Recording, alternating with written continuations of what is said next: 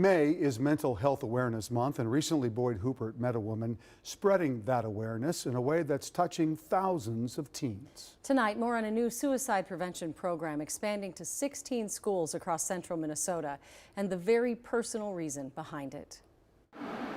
So I get this question a lot. In a Lester Prairie history classroom, the topic of the day Question to ask is the battle is, within. are you thinking of killing yourself or are you thinking about suicide? It is extremely hard to say. Every Lester Prairie 10th grader is learning this spring how to spot the signs of a classmate in a mental health crisis. So our first step, looking for warning signs. Class is sponsored by the Minnesota-based nonprofit To Be Continued, a name inspired by the nickname She was Tubby. of Tammy Diehne's sister, Yeah. Shelly Tubert. This is Shelly right here. But what does Shelly have to do with those kids in that classroom More helpful and tackle mental health. at her old high school? She died by suicide on January 21st, 2017. The irony of her sister's death Right. has not been lost on Tammy. She was a mental health nurse. She worked as a mental health nurse in an inpatient unit. She,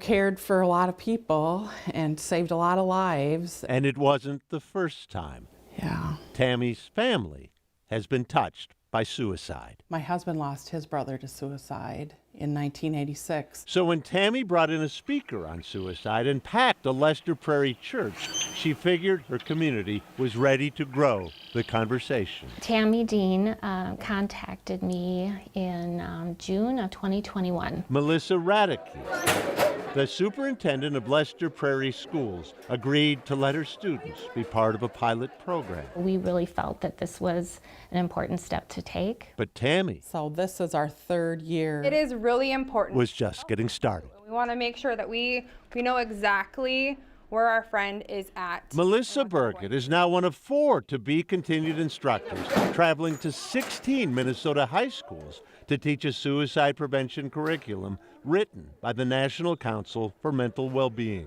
16 schools, and there's already a waiting list for next year.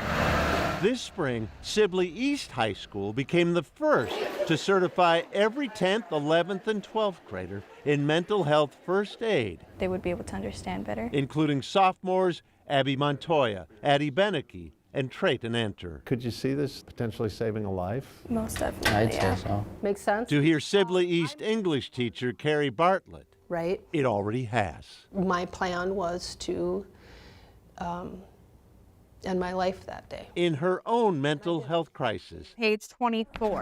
Carrie remembered listening in Yes. on the To Be Continued instructor Okay. teaching in her classroom. Never agree to keep a crisis a secret. Carrie changed her plan. Yeah. And then that day I ended up going to therapy. Without the curriculum, things would be very different for my family, my work family, and my home family. This is Shelly right here. Shelly's big sister has made sure she's not just a memory in family photos, It's important. but still counseling, We want to guide a friend toward seeking appropriate help. still saving lives. What would Shelly think of this? I think she'd be very proud. Yeah. She'd be happy. Boyd Huppert, KARE 11 News, Arlington. Sibley East was the first high school to certify every student 10th through 12th grade in mental health first aid, but they now have company.